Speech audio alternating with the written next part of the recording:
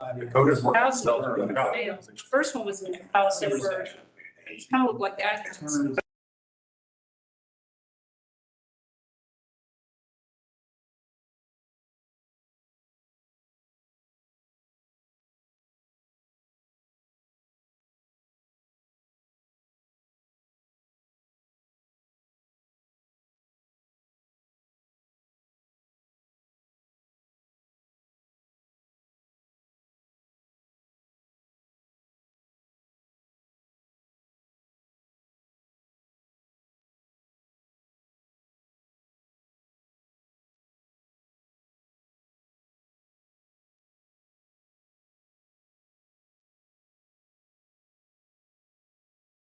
Yeah, we are. I just had us muted, so. All right, perfect. Well, welcome back, everybody. We had a lovely spring. I'm assuming y'all did as well. Seersucker is back in. We started this committee with me wearing seersucker. We've gone through the winter and now we're back. So that's how long we've been working. If they say, have y'all been working hard? I can say 2 seersucker seasons worth. So we're back to that. And I mean, look at Bruce with this. He's going to the beach after this meeting, I think. So anyway, but glad to see everybody. I don't have a lot to say. We got a lot to kind of look at. But I do want to thank the staff for all of the meetings they put on. I went to a lot of handfuls worth of them and saw the work that they were doing. It was nice to have them there to explain to the public. A lot of the public that showed up at these meetings, and I went to all kind of different sites and different people that were looking and kind of listening out of one ear, and enjoyed what staff was able to do and to get input out of some of the folks that were there to look at it. So well done, staff. I know that was a lot of work, and a lot of that was on the weekends and after hours, and that just adds. Meanwhile, you've also got everything else going on that y'all have to do. You got to keep the town running. So thanks on that. So we're going to kind of go, and Bruce will kind of explain this a little bit, but we need to give possibly today our final feedback on anything that we said or saw with what they sent us last week. So we can either say it's perfect and send it on, or we can say it would be perfect if, which is probably where we're going to settle, or this is not at all what I thought we did for a year. And then we just get them to start over completely and go from there. That's probably not going to happen. And that is a joke. I just like to see Bruce's expression. And I'm not showing you my expression. but this may be our last chance to make any differences on what we've done. And it's come back to us in a different form, but I was just confirming with Bruce that what we send is our final package that will then go to the Planning Commission.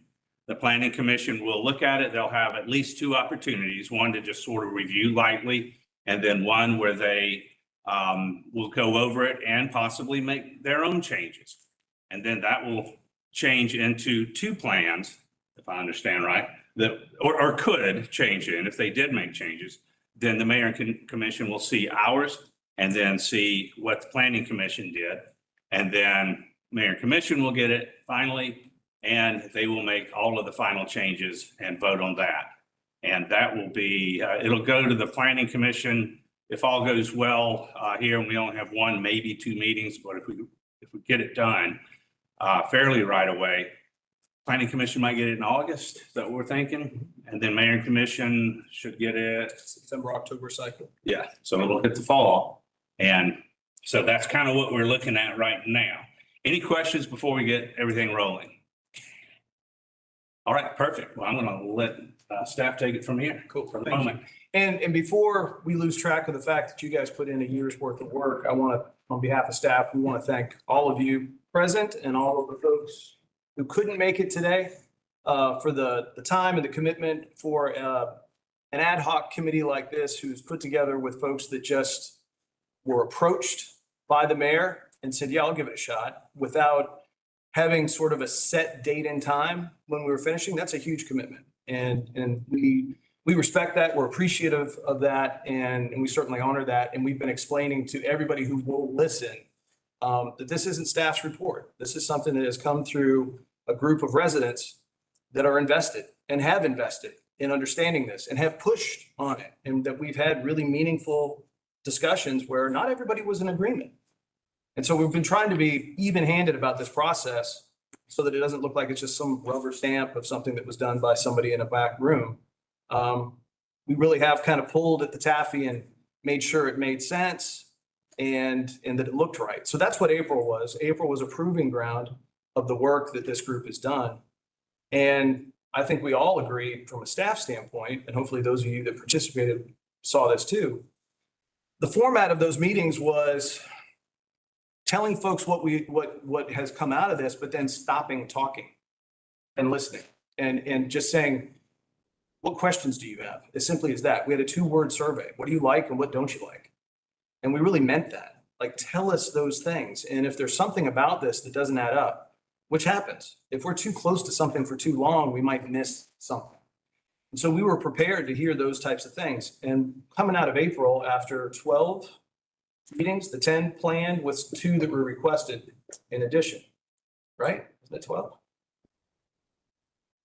Out of all those meetings, we really didn't get a punch list of, hey, you need to work on this.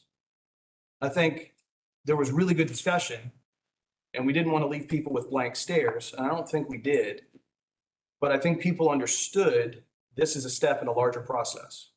This is a policy document that takes us to another step down the road.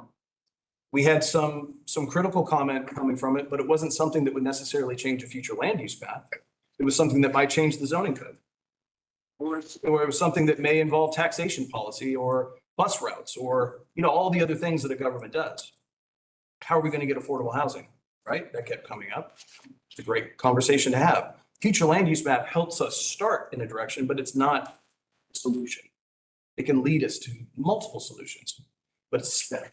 So thank you all for that. And yes, ma'am. I think the staff did a really good job of doing all those posters because people looked at them and it made a lot more sense than just talking.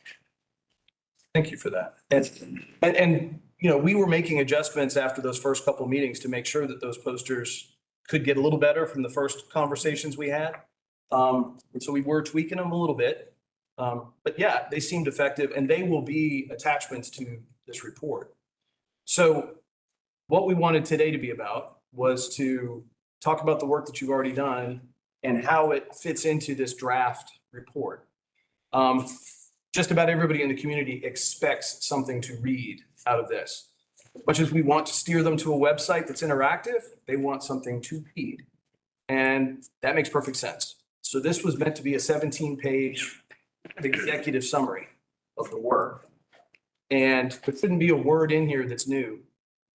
All of this should be a compilation of what we've talked about as a group. But we did want to talk about this and make sure everybody was comfortable with what's in here. And if you have suggestions about it, this is the meeting to talk about those suggestions. And then we wanted to talk about the follow-up on the maps. April input leads to what? And Alex has given a really quick view of what's next. And the what's next is going to the Planning Commission. So over the course of this summer, we want to have a work session with the Planning Commission. We want to have an opportunity for public input only in front of the Planning Commission. So they won't take action, they'll just listen from the podium in this room. Then it would come back for them to consider and make a recommendation for moving it forward. But we need to give the Planning Commission an opportunity to get up to speed with your report and the maps. And Alex has been keeping them up to date every month with a report at every voting session. But it's a little different when you actually sit down and look at the map to the level that y'all did. And that's what we're going to do with the Planning Commission. So if there's anything, we can go through this report. Or you can refer to pages if you've had a chance to read it. I know you've had it only for a few days, but I think it went out Thursday or Friday. Report Thursday, all the other materials are on Friday. There you go. So y'all's turn. If there's something you want us to know about this, if there's something in the graphic representation of this, the hope was that this was going to be a little more easier on the eyes, and I think it certainly doesn't look like Times New Roman 12-point font over and over and over. So we did make an attempt to give it a little more gloss and kind of a higher level of professionalism for the general public. Sometimes we lose things when we do that. That's the why I'm bringing that up. We may pay attention to formatting and you're like, oh yeah, that's right. There's that thing. I wish that was better or different. But really, all the words in here are ones you've already shared with us. So if you're comfortable with the format of this, then that's really what we want to hear today. Let's roll through. Jason, I want to thank you for the coverage. Yes, you drew that. That's right. I want to point out, we took the photo though. No You would have royalties. permission if we did. No royalties coming your way on that one. So is that what y'all would like to do? 17 pages? Let's go look at each page and talk about it?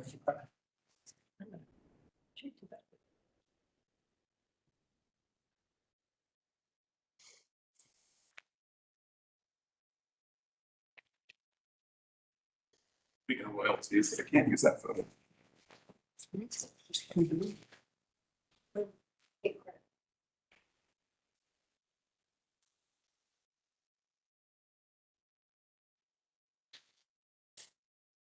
I mean, it's gonna be tough. I can share it up here. I don't know if that's gonna be helpful to anyone.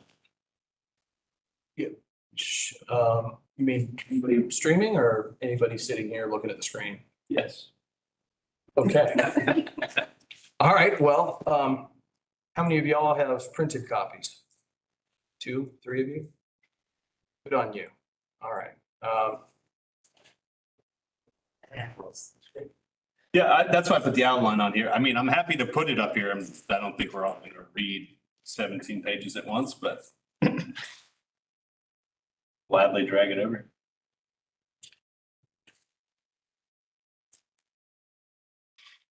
So preceding this section, we have a cover sheet, we have a table of contents, we have a message from the committee chair that includes an outstanding headshot, I must say. That will be removed, by the way. Oh, well, You don't scare people. Not the photo, the whole. Yeah. so really, the content that y'all were responsible for starts here. And yes, you're not going to be able to read it as you're sitting in your seat, but You can certainly stop real quick and make some copies if folks would like.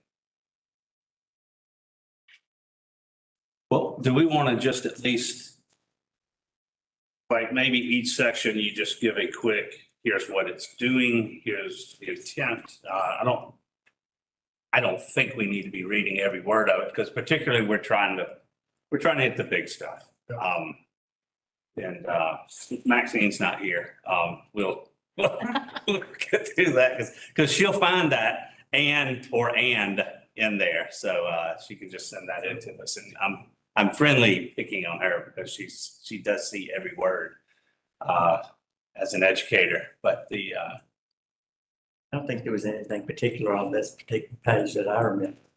I was really glad to see is not zoning in red up Yeah. there. yeah, I think that's our biggest hurdle. that is, and it is even, and again, I say this respectfully, but there's some on the commission that don't seem to know that because the way they've talked to me, it's like it's so important in so many things. And I'm like, are you talking about zoning? And they're like, yes. And I'm like, well, we're not. And they're like, oh. And so I said, that'll be next. But that is important as we're talking to people that quickly they understand we're not doing zoning with this map. So, yeah, so I think we started out with a lot of background. I think this is kind of how we started out the meetings with this group. A lot of education. We did talk a little bit about how we would be mixing some things together and some of the kind of the scope of the town. That gets a lot to our growth concept map, which I have as part of this presentation here. So, you know, this is kind of where we started at, where where we got to from public input prior to this body being formed. So we're pretty happy that a lot of it made it on here, some of it in different forms or fashions. And I do have this broken down by the areas. So I've got the west, central, and north after we kind of go through this report a little bit, if folks want to go through it. Had some things on there that created conversations. The basins was a big thing. That was a really good conversation starter. I think that's carrying forward into some of the conversation we've heard from elected officials and some of the opportunities. We had special districts on there, which we didn't really end up kind of coming to terms with, but we were kind of wanting to show that there are some tools we can put on there. I think one of the other important things is if there is not a node or a corridor denoted on here, the creation of this future land use tool is now available. So as the community develops and grows, maybe some of these just aren't the right spot, or maybe a new spot opens up. Now we have that tool for someone to come in and hopefully put that on the map and plan it accordingly. That's where some of the foundations and the some of the introduction that's there in that first page, and then I will start. Okay. So that predated most of the work this body did. We continued on a little bit with some of the background of creating this land use budget. So I think the idea that we have limited resources and we need to use them accordingly really came up in the map. I think you all may have seen some of the stuff we put out for the public input, where we talked about stepping down all the different pieces that you all touched, looked at, considered, modified. It got us down to about 6%. We thought this was a very important talking point for the community when we were out there, that if we can do a lot of this right in about 6% of the land mass of the community, we can probably accommodate a lot of these changes. We do still expect the whole entire community to have a little bit of a change. A lot of that land use budget is based off of the infrastructure. So we were building off those concepts there. As we got into it, and we'll show you here some of the comments, and you'll see we're going to have some put together comments that we kind of sent out to you all to show what people are interested in, but we're going to actually just put the raw data in there as well. So apologize not for sending that out. Just a gigantic Excel spreadsheet we need to grapple with a little bit before we make an appendix out of it. But back and forth, if you guys made it to some meetings or if you've heard some of the discussion about it, lots of discussion about housing. We had a lot of discussion here. We heard over and over again that variety and opportunity for folks. We heard, putting more of it on the map over and over again. Now the debate is kind of a little bit about how much and how intense and how much here, how much there, how much are we going to be using up. That's already fits into the existing zoning. So we were still in some of the background, I would say, at that point. We talked a lot about how when we're making some of these decisions, one person's benefit often leads to someone else needing to feel comfortable with that. So trading off some of the opportunities we had and making sure that we are not pushing people out or changing the character beyond what people expect for Athens-Clarke County. Doing those in ways that can be folded in, absorbed into the community a lot. I think a lot of people see change and it worries them, but a lot of change can bring about all sorts of new opportunities, whether those are new opportunities for your kids to live here one day or a new job opportunity, new wonderful restaurants to enjoy, new recreational opportunities for your family to enjoy. All of those things are going to take us using that land use budget approach very seriously. So it is very important. I think our elected officials see that. It sounded like this body really saw that pretty well and kind of understood. That's part of the whole using about 6%. By using only about 6% for those big lifts, we can try and protect and preserve. Preserve is really the word I meant there, the 93, 94%. We got to the guiding principles. I guess we just really want to make sure, as this is probably one of the first big stopping points. So we talked about these a lot, but after hearing from the community a little bit, was there any interest in changing or adding to these? We've really pulled these out of the growth concept work. But these are to be carried through this whole process. So I think this is a very good first step in case we missed anything here. Any of these need a little bit of refinement on the guiding principles. So I was not at all of the meetings, admittedly, but I guess I was kind of surprised to see number 2 as a guiding principle. When I read the paragraph, it made a little more sense as to why it was included, but I didn't remember that being a big discussion of this group for the meetings that I attended. So there was, one of the things that we learned in pulling data together to do the growth concept map was that red line of sewer service. And we had many conversations with public utilities to make sure we were getting that right. Because where sewer is available makes a world of difference for what we can do. And where it's not available, we need to act accordingly. So that second guiding principle, at one point in time, was the first guiding principle. And we felt like maybe we were overstating it in an alarmist kind of way. So it moved to number 2. But yeah, it was always kind of, maybe it wasn't said enough, but it was always represented on those maps for sure. And I think that was an eye-opening thing for staff. I think it was also an eye-opening for this group to understand, where do we have it and where do we not? And what does that mean? One of the things that we're trying to also introduce in this project, and it's a parallel effort, is understanding the economics of land use. And so having Urban 3 do their analysis and come and talk to us about how to recover the costs of having a community function properly from an engineering standpoint. That sewer aspect was just this foundational thought process. And if there was anything, if I had to point out anything that I think will be a point of discussion with the county commission when it makes it to them, and maybe it will be with planning commission, is that where should we be looking at expansion? So it says minimize expansion, not no expansion at all. Well, and that's, I guess, what gave me pause was the wording in that column, because, for example, the Urban 3 discussion was centered on downtown, and we all know that downtown right now does not have sewer capacity for growth. So when we say minimize sewer expansion, it's explained further in the paragraph, but that gave me pause in the way it was worded.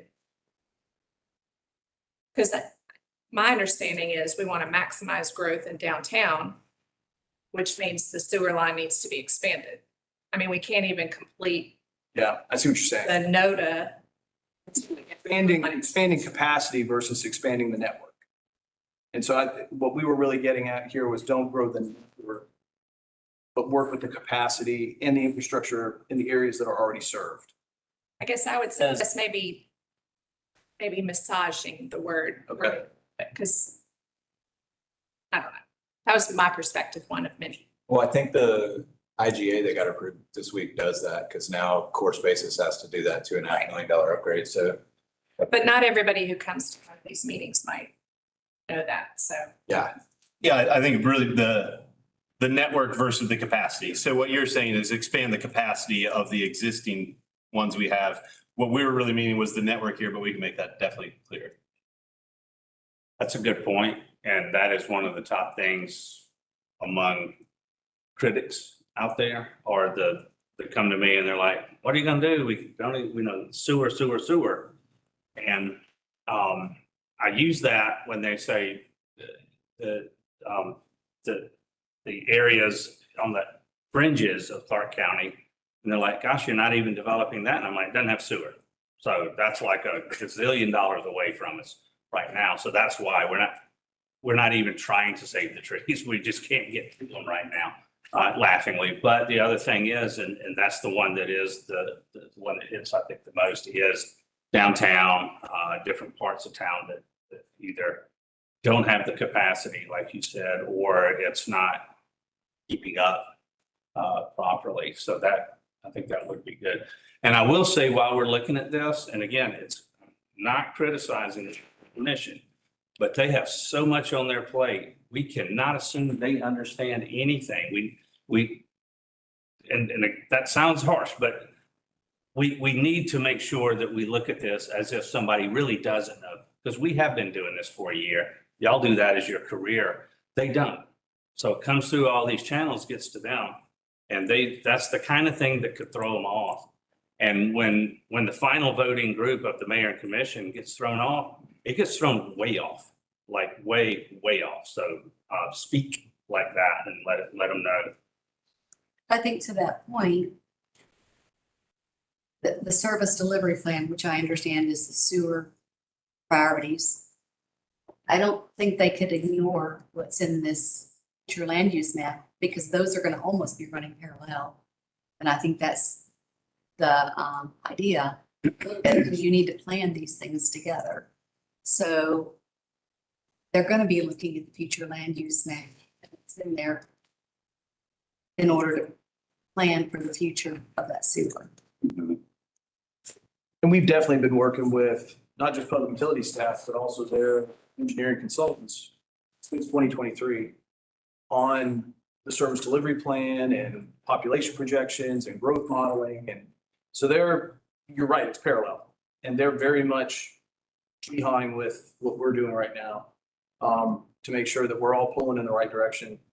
And at least if there is something to be determined about the service delivery plan, the timing is good because it can be reflected in this set of future land use policies as reflected on the map. So if the mayor and commission feel so inclined to make a change in the service delivery strategy and maybe fund a project that as before was never going to be funded and it suddenly becomes a priority, fine. And then we can legitimately accommodate it as part of this process. But what the map that kind of came out of this effort was showing was all the information we had so far from public utilities and all the policy directives we had so far from the county commission. That's what swept into the draft that this group's pulled together. I would say, I think both have been working off of each other. So I think the things this body has been talking about is being heard by those folks and vice versa. We're making sure we're aligning with the things they're saying. So I think that's been a very important part I've seen out of this that you all probably haven't seen because we're going behind the scenes and meeting with these folks. And I think their plans are being developed based off of a lot of the work that this body is doing. This doesn't just open up a free-for-all to go downtown and build. It's still got to go through public utilities before a massive building can be put there. And I mean, even if it's like, it's future land use map allows this, well, it's still got to fit everything else, all the departments. So if there is an issue, it'll be caught then. And I have said that when it's been brought up, and I'm kind of saying this if you get in these conversations in a similar way, is this may bring up the seriousness of anything like that. If we're saying this is where this should go, our recommendation, and it's all the way to the mayor and commission, that's when those weak spots, I guess, for lack of a better term, are brought up. But it sounds like it's already being seen and discussed anyway outside of this committee. So it does help bring it up. Anything else on the 5 guiding principles?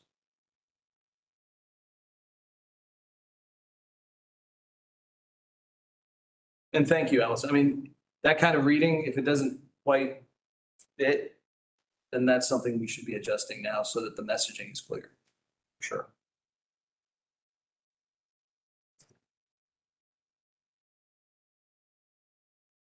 We got in. Oh, I'm sorry.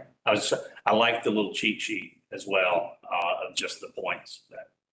So I'm the kind of reader that likes that. We're trying hard, and you guys can see that this is a fairly rough draft. We're trying hard to get into a lot of bullets, a lot of things that can just jump out at some people. Also why we want to use the appendices for a lot of that. So yeah, we're going to keep refining that as well. So appreciate that.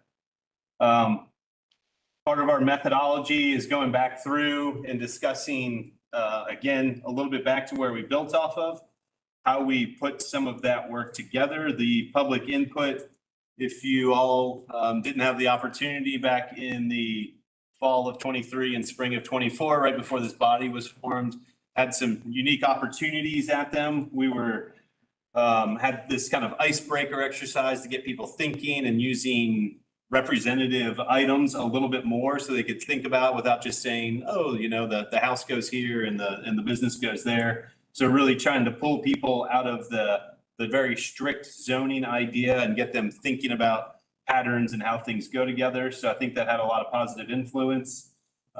We had some standard meetings, we had some bus tours, we had some walking tours, we did some tabling. So trying to get out there. And then we had our survey that we've got quite a few good results from. I do think our survey results were prompted a little bit by some of those exercises we did.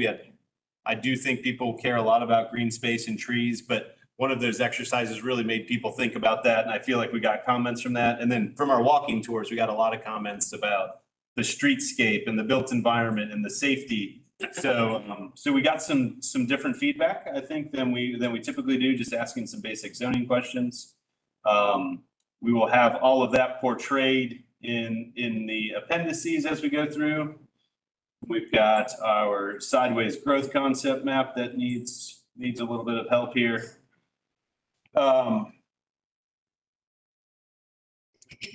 Through our timeline, getting all the way up through now in 2025. So I'm not going to go through the timeline of working with you all, but I will get into a little bit of the Urban 3 in case anyone was not able to make it out to their work. Their work is going to be available in the form of the videos that we had done while Joe Minikazi was here in town. He's working on one that is just going to be a contained version of his presentation without any other context to it. So no one stopping him and asking questions, no getting off topic. So we're going to have that to go along with it. We are going to have all the data. We will have a tool to look at new developments through as they come through in terms of their cost and what they can provide to the community. But in addition to all that, I think one of the big things that Urban 3 does is they give us a lot of really good data and they crunch it really well and make it look nice. So that's one thing we know. But the other thing is the way they make people think. So just the 3 presentations that Joe gave while he was here, I think had people asking new questions, had people seeing this data in a new way. We hope in presenting it to you all, especially from some of the things we heard, sounds like you all were hearing some of that message pretty well. But in the end, we need to realize, and I think a lot of people do realize the trade-offs and the costs and the benefits. Everyone just doesn't exactly realize where a lot of those hidden things are and what it really does take to build and develop something. Now, there's many people in this room who are aware of that, hence why you guys were all put on this board. But it's great to be able to share that with the public. We had some wonderful conversations, I think, with the public coming out of that. And with all of that, we will continue this effort going forward. So Urban 3 got us started. Urban 3 has set some of that foundational groundwork for us. And then we are going to continue to use that. We're going to continue to look at this. This, again, plays very well into the concept of a land use budget. And it folds in everything that it costs to go into those land use patterns that we're proposing. Can I get you to back up short that last one again? And y'all let me know if this is strange, but I don't like Urban 3 being the first up there. The Urban 3 and land values, to me, puts too much credit. And I mean, I know there's a lot of Urban 3 in this section, but Urban 3 is a tool that we used, y'all used, we all used them as a tool. And and there is some criticism out there about the urban and this and that. But that's all, I'm just tossing that out. I can be very wrong on that. It just, to me, it stood out as a little too much of this company and less of us. And I don't even mean us. I just mean not Urban 3. Does that make sense? The meeting I went to with them was so contentious. Yeah. That guy had a tough time. I mean, he had a tough crowd. I Yeah. really liked it. I enjoyed it and thought, With the library? Yeah. yes. Yeah, that, or no, actually. The Clarke Central. Yes. Yeah. Yeah, I was there. And then a commissioner came up to me after talking about how, and this is just, I wouldn't name the commissioner, but talking about how they just completely thought that was not what we should be. Yeah. And I was like, oh geez, that was a lot of work and money, so. Yeah. Well, and I think, I mean, to me, what I like, and I kind of even made that comment, because I sat in on well, of course, they presented to us online, but then I came to the mayor commission in this room where he was here doing that the day before Clarke Central, because I was out of town that day.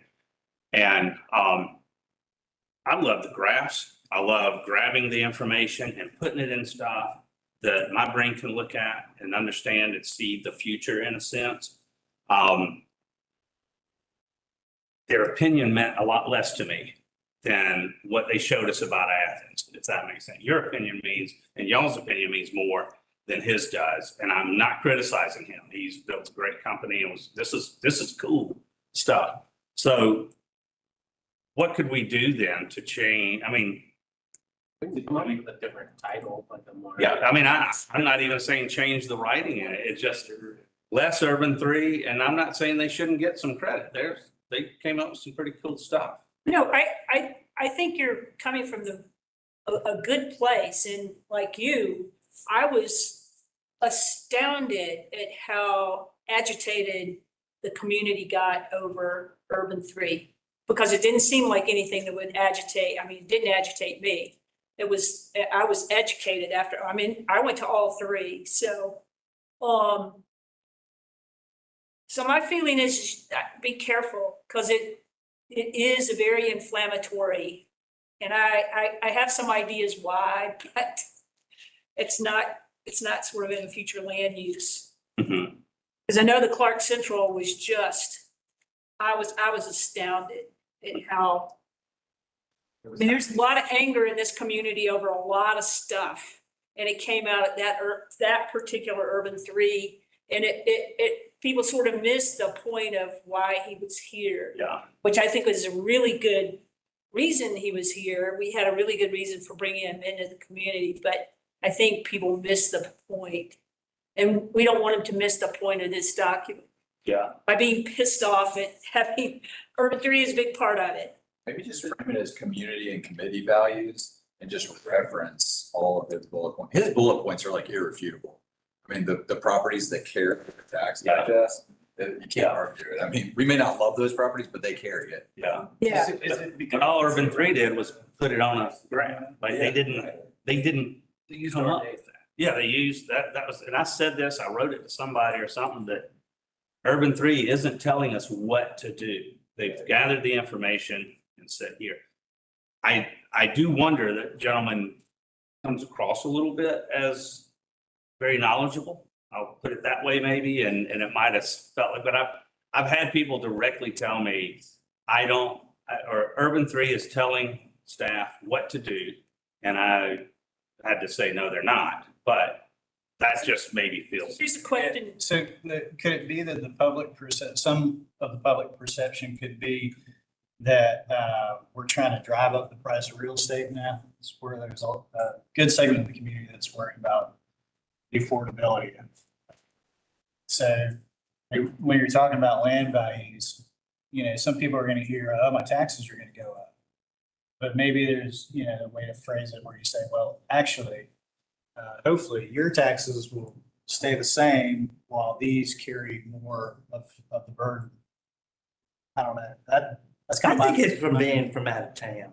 I mean, and he was, I think it was from being from Asheville. and talking about Asheville and trying to compare it to Athens or Athens to whatever it was, but people just immediately went down that road. Yeah. He's here telling us about what we are, We can bring those important points out and highlight them a little bit more. I think that's a good idea to change this to kind of the econometric analysis and leave urban, their name will be in there.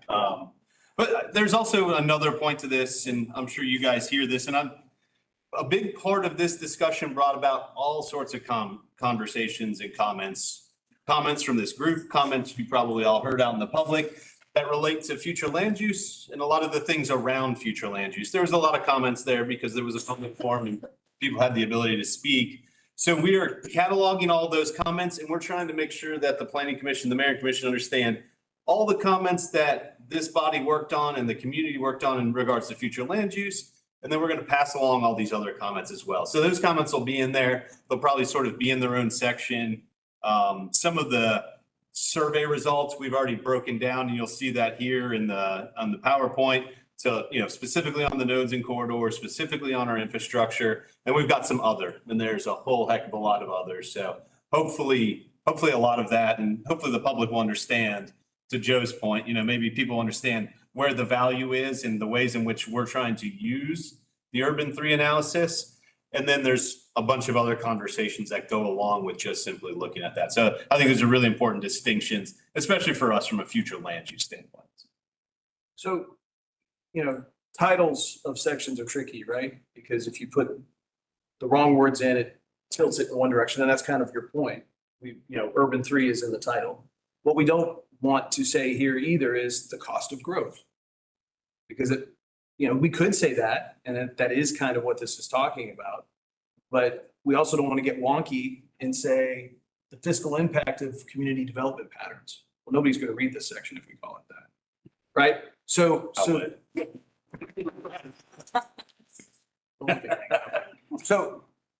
that wording is important to make something that's readable. But I hear what you're saying. We don't need to oversell what Urban 3's name. We need to talk about what this section is talking about. Urban 3 helped us prepare this analysis, and we can come up with something to do that. Yeah, that was an analytic tool. I think that's a good way to look at it and just pull it off the table as far as just saying urban 3. I mean, you can just say that we're a tool. Yeah. And a very good one. So, and this was a big part of this exercise, honestly, was to start talking this way. Not to make it the only way that we talk. And Joe, I mean, your comment is right about affordability. But we're kind of hoping to say that this is a path towards thinking about affordability, is to understand. I think for me, when I went to their presentation, the data seemed to show that, yes, there are these great nodes in which to encourage density. Like that doesn't mean that you got to be careful to say, this is where we want to grow, but we're not trying to make this, some people look at that and they'll say this quarter acre is $1 million. And then they'll go out to the other part of the county and they'll say it's only $25,000. So I think it's just being careful about how you talk about an increase in value and taxes in a way that doesn't make people fear their property values skyrocketing or being unaffordable, or their tax burden going up to a point that's ridiculous, that forces them out of the county. So, Yeah, I'm probably doing a bad job of explaining. No, and it's tricky. It's tricky you got to read all the words, right? Yeah. Really get the message. If you only read some of the words, you can read your fear into this kind of analysis and have it confirm things that you think you know. And what we were trying to say was there's some things in here that we've never looked at this way. And we wanted that learning curve to start with this process, because we really are pretty sincere that as we move forward with future land use changes or rezones, that this is a component of the analysis that you can kind of look at, well, what is this doing for us as a community to help pay for infrastructure? Is it going to pay for itself, or does it put us kind of behind the 8 ball? And that's not to say that we wouldn't approve things that put us behind the 8 ball if we think they're things that we need and we have other values at play. Historic preservation doesn't often pay for itself, as an example. But the secondary value of preservation for a community's character and understanding its history has immense value. So to this point in our history of our department, we've never really introduced this level of economic analysis. And what we're starting to see is the cost of running the government has to be thought about. Because now that we're in situations where we need sewer expansion, or we need to look at extending water to neighborhoods that are underserved, or we need to be making changes to our right of way to accommodate safety, we got to pay for that. And looking for one-off funds, splost or splost or those types of things isn't necessarily the right way to do it. It's one way, but we should be able to pay for this stuff on an ongoing basis in order to stay fiscally stable. And that's where we're trying to go is let's just stay stable. Anyway, I probably said too much, but I think your point makes a lot of sense. All right. Yeah. We can make those tweaks to make sure it's presented properly. One of the big things, and this is something this group actually did not get into to a very firm degree, and would love a little bit of input here, and we probably have some work to do on this as well, is kind of where are we going? So this body has done a lot to change a very important document for the planning department and the community. However, as we've heard over and over again, what happens next, right? This body mentioned it. Every single person who came up to an input session mentioned it. So we began to put some ideas in here as to how we can, things we do need to look at as we go forward in order to enact the most opportunity for the best version of the future land use map that you all have created. One of the very first things we need to do is start considering how these nodes will develop. So there's very few tools in place to protect any of these nodes. A lot of these nodes are owned by many different property owners, so we're going to have people working together. So what does that look like? One of the things that we have here in town is the overlay where the varsity used to be. That's one model. It's a model our community has already used. That is a very intensive method, quite often done through the local commissioner, possibly just driven at the commission level or even at the manager's level. I think that one was done at a pretty high level, but it seemed like that those are the people who are involved. We could take that path and we could bring the community into it a little bit more. This is a little bit closer to what Atlanta does with their neighborhood planning units.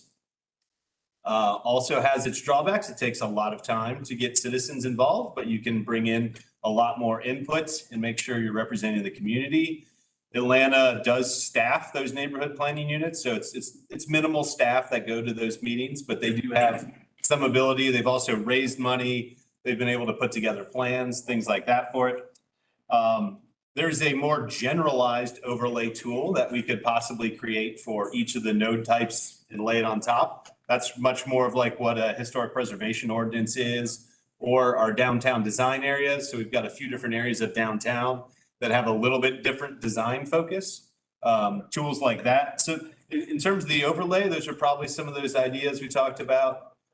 Some places like Chattanooga have these design centers. So they actually have a nonprofit organization or a staffed department that looks to create plans for localized neighborhoods like each of these nodes would become, hopefully. And then probably the biggest one is and this is usually a little bit more common where we've got a lot more redevelopments, but we do have the Downtown Development Authority. A lot of older towns have redevelopment corporations that are kind of neighborhood scale, usually a single executive director and a board that then reports back. So those are a few of the different ideas. Do folks want to talk? That's one specific element. We've got a few other more generic elements, but I didn't know if folks wanted to talk about that a little bit, if folks had seen other opportunities in cities or felt one of those options or all of those options should get a little bit more promotion or understanding or explanation. I just think we have to consider time. For developers, time is money. And it seems like as much as you can do through processes that are already going on, that's the better thing for, especially affordable housing.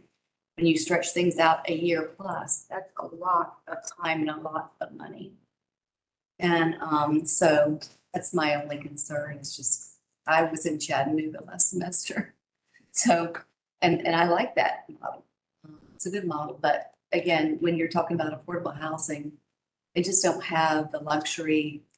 Their money comes from processes that are set by the state or the federal government. And if they don't hit those processes just right, they add another year to their timing. So processes that stretch out are problematic. So that's a very good point. So the time part, it's not just the time it takes, But if we don't get in ahead of some of these things, it's going to be the time that these are being changed and morphed in ways that we aren't influencing at all. So yeah, there's two aspects. And I think the whole idea of an overlay or a small area plan or something like that is to, before anyone comes in that actually needs to start spending money and get something out of the ground, there's some foundation in place. That's what we would like to see. That's what we would hope to see. So hopefully doing some of that work up front not only gives it a cohesive thought, gives it a cohesive plan for the area, but then also cuts down when someone comes in to begin a project, so that their time is not spent rezoning and figuring a few of these things out, I guess. So that's a very important point to it as to why we're going to take this, and from Connie's knowledge, what it takes then going forward. So.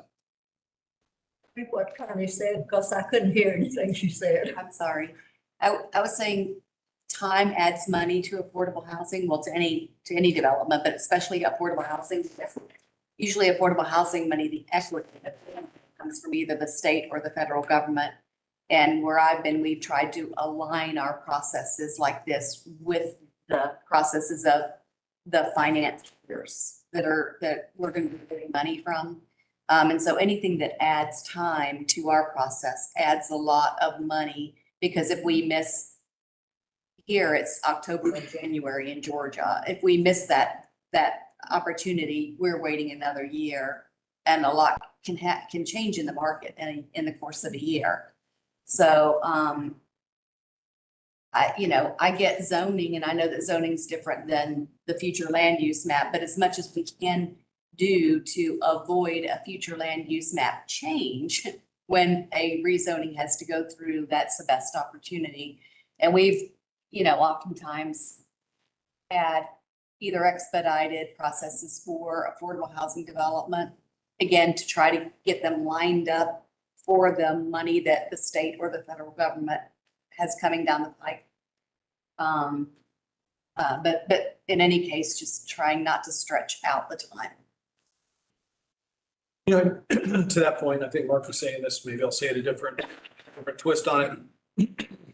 One of the things that we've tried to do here with all of our zoning codes and our future land use efforts that we've done the last couple of decades is to try to front load it so that you don't have to come in and ask for permission, that it's already on the map. And so the time savings is achieved with the planning exercise. So we try to paint a land use policy picture where there is opportunity on the map. And if you're outside of those opportunity positions that we've arranged on the map, then yes, you do need to go through a process because you're doing something we didn't anticipate. And that's a policy issue that needs time to be thought through. So we always try to put more capacity on the map than our immediate growth projection needs to give the market choices. And every one of these suggestions that's on here is really intended to set the table to streamline things. So give answers to a developer, give answers to somebody who's coming to town about where to go, what it's supposed to look like, how it should function, at what density, at what height, whatever those things are that they need to be able to manifest a set of plans and then go get financing and get investors and move forward with construction. That's our motivation with this. Some communities use this as a stopgap. So some use neighborhood planning as a way to slow things down. Well, you need to go through that neighborhood planning unit first before you make your submittal. They call it IDD. Correct. And so that is not the motivation in this. This would be more along the lines of, let's get people answers up front about what should be coming. So a small area plan takes these high level pictures, for example, and then really gets down to the block level and says, we're going to get prescriptive. And so somebody can come to town and not have to go through some exercise of asking for a rezone or whatever. There it is. There's the thing. Go build that. So yeah, I'm sorry. So I mean, there's really nothing stopping neighborhood groups from doing this now. The real hope is that the district commissioner would hear that neighborhood group. I know that there's been one forming on the east side for quite some time.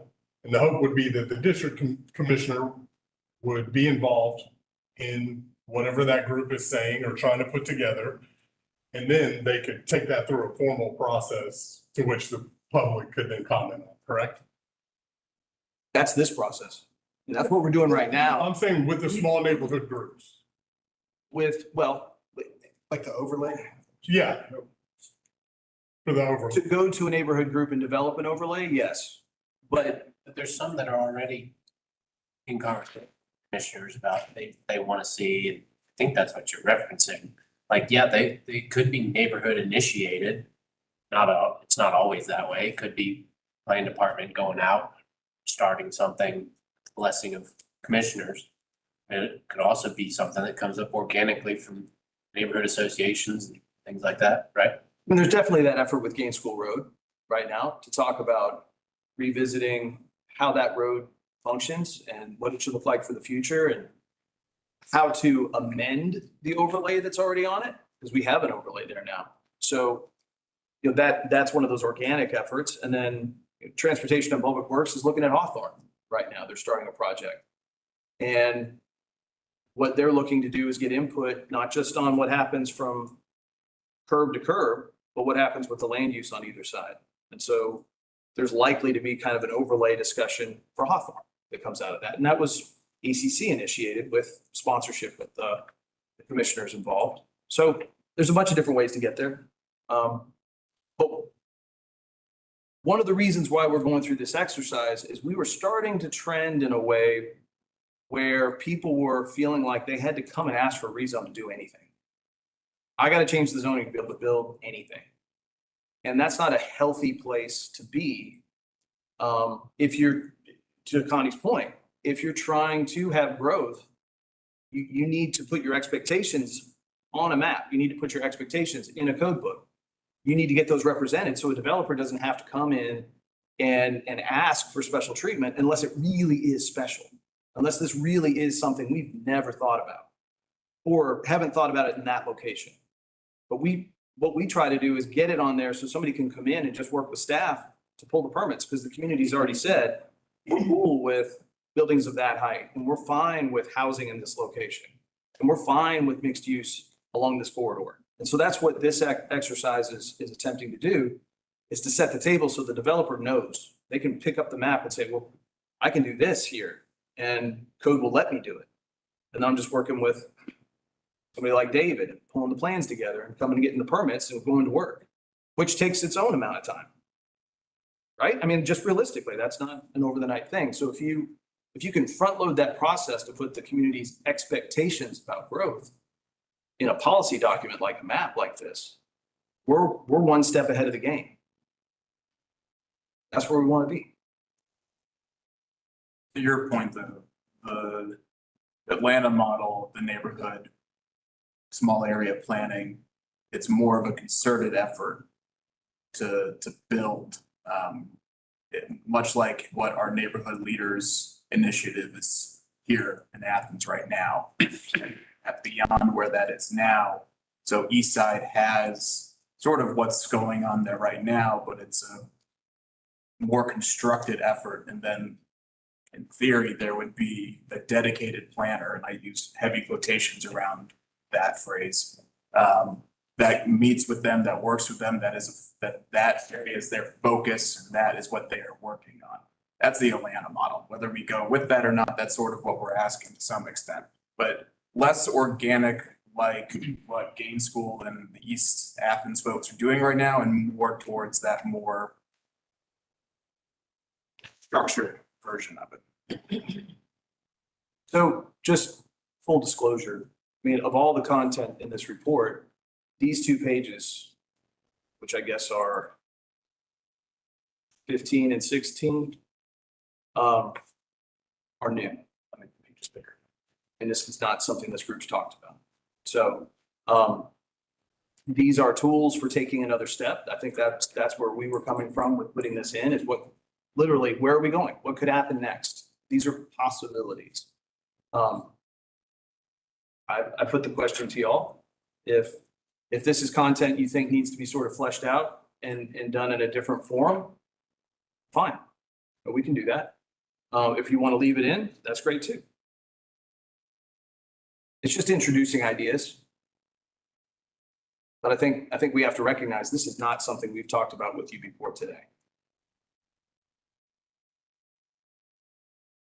Glad you said that because I didn't remember that meeting. And I thought I'd been to all of them, but I was gonna say, we didn't talk about this. there was a mutiny or something. Y'all have meeting without It me. also doesn't commit any, not saying that all of these things are gonna be done and they're gonna be done exactly this way. It's just putting. Yeah, we built this ideas out of there. everything we heard from you all as practices that go on in the field. So that's all this really is. Granted, you guys did not say that exact tool or that exact tool. This was from what we've pulled out of discussions. I mean, if the report is being advertised as something that this group approved, it might be good to just clarify. I mean, it does say in the second sentence, ACC staff has learned some new ways to think and proceed, but it might be better to clarify that this is staff versus. I would not be comfortable with little mini neighborhood groups pre-designing the look of entire community areas at all. That's what architects are for. I like to know building heights, density generally, and then, I mean, but some of those are great, like Jack Crowley's downtown master plan was awesome. It got kind of pushed out in this last, vote, but it was awesome. And that's kind of what that would be. I mean, you'd go high, right? You'd go It's higher. a district level. Yeah, at a district level. So I guess there's a case for both ways. So, and one of my fears is, when you're making a deal, which is what's going on, I mean, it's not our deal as much, but it's trying to get a map. We'd like it to be as close to the map we send as possible because we like that map. But when you start tacking on, like if we're getting a deal done, I am not introducing anything new to you. I'm getting the big deal done. I'm gonna sell you that property. And if I start saying, or if you did this, then you could be near that creek and you could get an easement. I'll have to call my attorney for the easement. The attorney says you shouldn't buy that whole piece of land. You need to go buy that piece of land. And that's do they need to know? Do we need? Part of this came from the fact that overwhelmingly what we got from the public input was people asking those questions that you deal with every day, which is, well, how is, like, what's the zoning on blah, blah, blah, but this isn't zoning. Yeah. All right, well, okay, well, what does this mean then? And so what we grapple with internally is, all right, well, once this is done, whatever version of it the mayor and commission comes out, what do we do next? And so what we didn't want is to put out a document that basically tells everyone the work you've done, but then doesn't really say what a real outcome of this work is outside of the fact that it's done. It can certainly be that if you want it to be, but. And just to be clear, we're not suggesting anything here. We're not suggesting any courses of action. We are simply mentioning tools that can be used. Nothing in here is saying we need to do any of these things. We are telling the commission as they look at this map, you are going to have to consider certain ways of doing business afterwards. And here are some options for that. So there's no prescription in here as to where we're implementing any of this or this should be done that way. We are focusing still on all the characteristics that you guys saw in that colorful chart. We're not changing any of those things. This is just about how a body could go about implementing the use of a future land use. And much of the steering committee's discussion, when we had those questions come up, was about rezone or about overlays. Tell me more about overlays. We did have that discussion. So that was a path, and we definitely had these conversations over those 12 public meetings in April. In those public meetings. So, I'm just trying to be clear. We never had this as an agenda item. Did it come up in our discussion? Yes, it did, conceptually. This is fleshing out some of those concepts. But if it's an overreach, I just want to say that. If this is something that y'all want to maybe carve off and this becomes part of the planning department's work program, so be it. That's where we go with it. And it's not part of a future land use steering committee report because we couldn't really go back to an agenda and point our finger at, here it is. But these general ideas were talked about.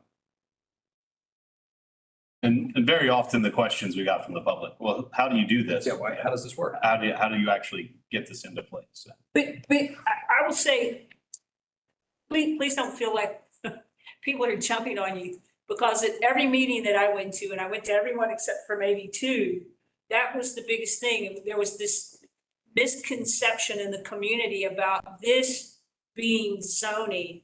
And, you know, I don't know any other way to make it more specific than having something like this. Because, okay, we did the land use, but somebody else is gonna have to do the zoning. Somebody else is gonna have to take up where we go from here. And if we don't have some means to do it, like what you were saying, what's gonna happen? Because this is not zoning, that's zoning. What you're talking about is zoning, right? Where are we going? Right? How are these ideas implemented? Yes. Zoning is one way. Yep. There's only one. So, I mean, just throw out all the ways. I mean, I would say just expand this and saying these are ways communities can deal with this. Because yes, we didn't specifically talk about these 2 pages, but we talked about it in generalities. And a community is very interested in where we're going. And they see it as zoning. I mean, they see all this as zoning, and it's like, you know, no, it's not zoning at all. This is not zoning. I think I misunderstood. Like, I always thought after this, when they got to the planning commission, they were gonna start like, and I don't have the mechanics or the right words, like implementing text changes or ordinance changes, like basically changing zoning based on this. Is that not like a next step that's automatically happening? It's the next step. Okay. It's as automatic as the county commission tells us Okay. it's gonna be. So So I was envisioning like all of a sudden corridors would get denser or whatever they decided to do, based on the outcome of this, which was why this was kind of important. Because it kind of showed you the strips and areas where everyone collectively felt like it was a No, you're good right. idea. you're right. Well, and the land use paves the way for certain types of zoning. Yeah, Yeah. It's paving the way, but not implementing. right. But if all they do is note it as an approved new future land use, all you've done is like shave down a rezone from 6 months to 3 months. You haven't necessarily changed the underlying zoning of all these areas, which is what I was hoping was gonna happen. Oh, I You're think gonna get real clear defined zoning. Oh, I think it would change. I think it will. I think that's the, We've already gotten commissioners that have asked us about that timeframe would be, because there will be a certain period of time where the new future land use in the current zoning doesn't build perfectly. Nice. So it's on their minds. That's what would get people interested in like going and making investments, is if they just had that path cleared for them and they're like, hey, this area is this zoning, I know I can go, I'm gonna go, plan it. And I think we feel the reason why this should be in there is because this begins to speak to that. So Yes. I don't know why that last paragraph isn't highlighted, but that last one is continued discussion with our peers. So that's a lot of the people who are sitting in this body right here. We need to continue these conversations on. We need to figure out what types of specific houses will work in certain places. We need to continue a lot of those things. So when we say zoning changes, we're just saying zoning changes have to come. We are not suggesting a single zoning change on here. When we talk about the nodes and, the potential for overlays, we're saying that a tool needs to happen. I think I know it goes on to the next page. Yeah, so I mean, cultivating an incremental development ecosystem, if we're gonna get serious about having not just the nodes and the corridors take on, but the ability for the whole community to lift up, we're gonna need to help people out. So we're gonna need to talk with small builders and local financiers and get people on board, permitting and process revision. So if we can change things in our permitting and process review, one of the things referenced in here is like an approved set of house plans. So if we want to be able to have infill housing and we want people to do it in an affordable way, there are communities out there that have approved plan books. You do this thing, you get the site development done, you can go in, it cuts down on a lot of your time. So that's why we think this section makes a lot of sense, because it's speaking to all these opportunities of where the community needs to go next, where the mayor and commission realize they need to begin to focus their work, whether that's them literally digging in or them telling us, hey, planning staff, put this on the front page of your work program. You need to start doing these things to move forward. in case that helps clarify a little bit. But with your blessing, obviously. Alex, this is just a lot of words. I'm a non-voting member of this committee, but there's only about half of the members here. If this is going to be said that the committee approved it, I would suggest it needs to be sent out to the full committee just to make sure everybody agrees with what's written. Mhm. It's a lot of words. Well, and I was gonna actually, if I can piggyback on that a little bit, is the zoning to me is the most automatic likelihood of events after this that'll happen, because we have talked a lot about that. Some of these other items, it's kind of going back to my odd analogy that we got the mayor and commission all the way, and now oh, well, what's this design center thing? And then we're jumbling them up, and it's the way each paragraph, it's the way I like to read things. You've got in bold, cultivating, blah, blah, blah, blah, blah, and then kind of the explanation. But that to me is more of a hit than a, hey, these are some thoughts. I'm wondering, yes, you're following. I'm wondering kind of what you're saying, maybe fewer words, less of an explanation. Not necessarily getting rid of all of these ideas, but not boldly putting them there. But somebody can read them and go, oh, okay, yeah, there's some of these options. And zoning might be the first thing you talk about or so, where so that they catch that, because that's the buzzword. They're expecting the word zoning. I would hope they're paying attention. They're expecting some zoning changes. So with the general public, it reads the same thing. The other ideas can just be a little softer, maybe less of a defined. Is that making sense? Is that? I mean, these are best practices. Yeah. They're good practices. Mhm. I hope that adopting this future land use map isn't going to make us stop looking at best practices, right? And so to me, that's all this is saying, is these are best practices. They're tools in our toolbox. That's what I thought it was. Yeah, I think the intention here was these are things worth considering. And not these are directives from the steering committee to the mayor and commission that we shall have these. You know, I don't think, that was certainly not how the words got on the page. That wasn't what was behind this. We can massage it and put it in a beginning section explaining that. Yeah, but I think we're trying to explain ourselves a little bit, that these were things that came up in our discussions. People were a little mystified about, okay, so what? So what comes after this? And a lot gets put on zoning. Too much, in my opinion, gets put on zoning. Not everything is a zoning problem. But the thoughts, the ideas that we're talking about with this future land use effort do have other things that they could ripple into to inform beyond zone. And that's where this was coming from. It was like, what are those things? What are the other things? But it's like Chase's small area planning. I've been in cities where they did that because those were neighborhoods that felt like they didn't have a voice. And they felt like the directives were coming down from people who didn't live there and they didn't get a voice. And so when the planners did small area planning, it was directed to give those people who lived in that community a voice in the fabric of their community. It was still architects and planners, you know, planning the work. It wasn't, but it was specifically giving those who lived there a voice in the shaping of the fabric of their community. Yeah, if it's people paying property taxes in that district, I'm all for it. Yeah. I mean, that first paragraph is awesome. That's a really cool idea that I think gets missed a lot. I mean, that opens up a lot of doors. If you read all the way through that, that would be pretty cool. Anything that local would be awesome. Well, I mean, my feeling is maybe less words and more like a flow chart, you know? It's like, here's some other options than zoning. Okay. And these are, I mean, say they're best practices. These are best practices. And it's things that we might not have been doing in the past that we certainly need to do in the future, you know, and this is where Urban 3 comes in. It's like, you know, this is what you want a community to do when they're growing.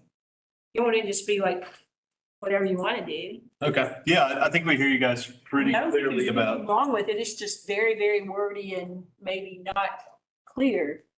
The title is perfect though, because it is segueing Yeah. from land use Yeah. to zoning. It's a perfect title. It's a segue. It's, where are we going We can next? make it obvious that this is some next steps that, we heard these things from the community and some from the steering committee, but this is just a little bit more in the best practices sort of realm. We can make that very clear. We can add some, things that help visually communicate it more than just the text. I will say though, it might be hard to cut down on the text substantially because you do need to actually explain the tool a little bit. We don't just want to throw a term at folks and then not provide enough definition for folks to understand what the tool actually does. Also, I'll be honest, this is the rough part of the rough draft. That's all. Visually rough. So can you redo it and send it out to everyone? And ask, I mean, this might be a voting issue. Sure. Yeah, happy to. You comfortable with? And you say, you say you're not a voting member. I have not, so I Didn't just it, stirred the pot. Stirred the pot, Mark, I'm sorry. vote on That's it. part of not being a voting member. That's If we get tied, Allison's gonna be this. So, I like best practices. That's just always a term I like hearing. But that may just be, that's what I like, but what it may be doing, because what I think we don't want, what I'm hearing at least, is we don't want this to be like our recommendation that these be considered or like officially, you need to do these things. I wouldn't want anybody to accidentally believe that even y'all recommended we do these things. These are just best practices. These are things that work well in the right situation. May not work well here or there. But it's just like here it is. These are options that can be done, frankly, by any community. We have not studied these, unless y'all want to spend the summer studying these. And we are not choosing these for you, because the question I would have if I were a commissioner reading this, going, all right, are these, I don't know how many there are, I'll just say 7. Are these 7 out of 30 options? But they kind of gone and said these, I don't want them to mistake that either. I don't think we should want that. So if it can be, where do we go from here? Kind of isn't our problem. If that makes, our committee's not really concerned about that. I mean, we are, but where they go, where the mayor and commission goes from here, or where the town goes from here, isn't a steering committee issue anymore. It's down the road. So here are options. Do as you please. They're just. Is there not some reason we could support these things? I mean, I hear what you're saying, but I think it would be not necessarily good for us to get to the end and say, okay, well, now we're done. We did the land use, and then not have an idea as a body, recommendations how to go forward in a very positive and best practices way. Yeah. Like, most of these, I shouldn't even say that. Are the commissioners going to be in really interested in, figuring out something unless they have some kind of guidance, best practices guidance? And how are you going to generate like community, there's communities that probably wouldn't be interested in a small planning kind of thing. I don't know. It's like it would kind of depend on the community. East Side is a perfect example that they would be. Is downtown, The thought I have on that, I don't believe that's our charge. And if we're building the boat, which is the map, I'm not sure that we are to say where the boat's supposed to go. Gotcha. I think our line is, here it is. We're done. Yeah, what y'all do with it. And I've been in other committees like that where this is it. And then you just move on. That that's my thinking, and and I'm looking at y'all as well. Yeah. I was never told that we need to do that part, and I don't care one way or the other, but I think you're right to reference the charge. And I'm madly writing notes. It may be worthwhile right after the chair's letter, the very upfront first page is something that introduces the steering committee's recommendation in a very briefly worded bulleted thing, like right up front, boom. Here's steering committee has worked for this period of time, and the recommendation, the summary recommendation on that work effort is as follows. Bang, bang, bang. Pages after this explain how we got there. Right? So it's like right in your face. If you choose to read the next part, great. Then if you choose to read the appendix, great. And maybe there's a way to reference appropriate best practices, even in I'm not trying to put words in the chair's letter, but even in what you write, there could be something that says the committee fully anticipates and looks forward to the community discussion about appropriate best practices moving forward. And then it puts the idea out there, but it doesn't overly tie it down or reach beyond the scope that y'all were charged to do. It's not inappropriate. Appropriate's always a lovely word. That's one of those go-tos that I have is, well, if it's appropriate, it should be fine, right? So as long as you have a checkpoint for what's appropriate, which is usually community discussion, which we haven't had yet. So that's yet to be determined, but the expectation is this isn't done. So I just thought. yeah, no, I think likely in my letter could get that. So they sort of get a little splash early and they get a little bigger splash at the end of what's next or whatever that was called. And I think to Allison's point, we probably need a better sampling from the steering committee as opposed to us saying what that should be or whatever. So maybe that gets highlighted as a separate thing that goes to each of those members and saying, this is something that's come up that we haven't specifically discussed, but would want to. And even with your concerns, I mean, you could put it as, like a document and say, my concerns with this is, there were only 10 people here? No, not even 10, 8 people here. And you want the whole committee to look at it. Yeah. And, it's not really part of the charge, but what do you think about that? I mean, I don't know what you think about that. I mean, I sort of know what you think about it. Yeah. Would it feel any better as an appendix? I mean, we are putting other things that are a little bit more things you worked on and things you looked at, but if this is a summary of the steering committee's effort and this is not a part of it, we could put best management practices going forward in an appendix. And we're trying to reference the appendices throughout this document. I hope you guys saw that in there. If people felt that was a small gap in between there, I suppose. So if we did that, then, because and again, I am one member, so this is not to influence, but that sort of felt more natural for this in that kind of detail to go somewhere else. Could we put the wordiness and the boldness and the larger paragraphs in the appendix, but still have this section where kind of what I was saying, but maybe even easier going, maybe here's a light version of that. And then A one pager? yeah, a one pager, just, We can talk- hey, here's some best practices. We can talk about the fact that we're going from this broad scale of a future land use map, and then we need to get it down to community-based decisions, which is that future land use all the way down to zoning. We can reference it in that way, that we need to get to where we can make decision points afterwards. Yeah. And then we could I think I would love that if some of the small parts stayed in here, just so people saw it there, and then they could look and say, oh, that's what they mean by cultivating an incremental development ecosystem. Because I do think that's probably a lot for the end of the report. But we would love people to be able to see, a lot of these opportunities. So The concern if you put it in an appendix is nobody reads it. Right. So, but with the, what's the name of the section again? I've already forgotten. Where we were going? We're going. Where we were going, okay.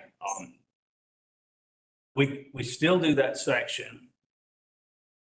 We do a lighter version that maybe hits, even on all 7-ish little things as these things you can do. You can sit in a red chair, you can sit in a blue chair, whatever you want to do. But we're not telling you which chair to sit in. And then, but the appendix will tell you more about how the chair is built. And one rolls, one doesn't.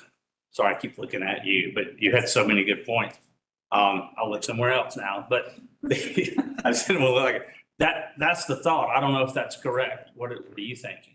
They have it at the end of the report. So I'm not sure the difference in it being at the end of the report as a segue or conclusion versus it being in an appendix.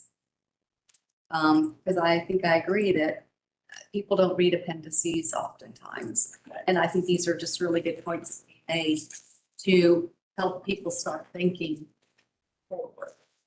And it's a nice wrap up and a nice conclusion to the work that the committee's done.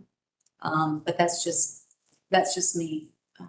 Could we hit that in a few, like, as you said, a one pager, couple of paragraphs, maybe again, hitting the ideas without the heavy definitions? So is there an executive summary? I don't recall, or is your letter intended to be the executive? No, there really isn't. I Yeah. mean, this kind of is supposed to be the summary. Because it's 17 pages. Correct. And so that's where I was maybe, the idea I was having was this page when you read through something,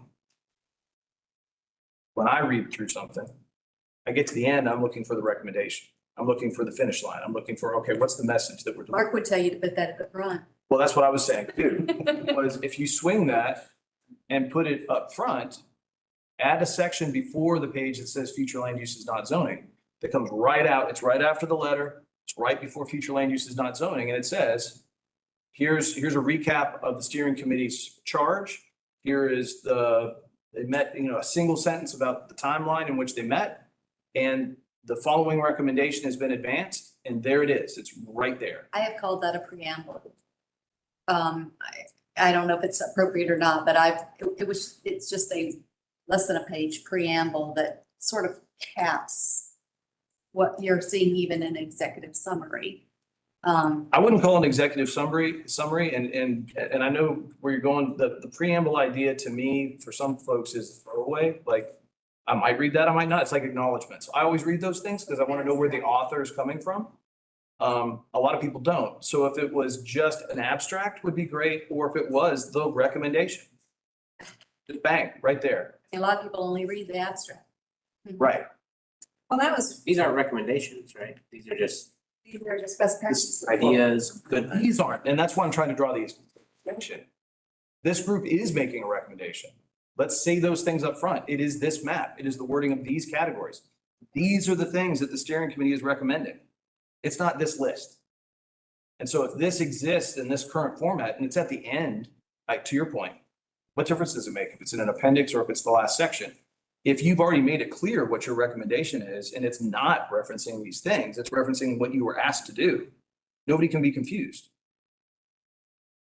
Or less likely to be confused. How about that?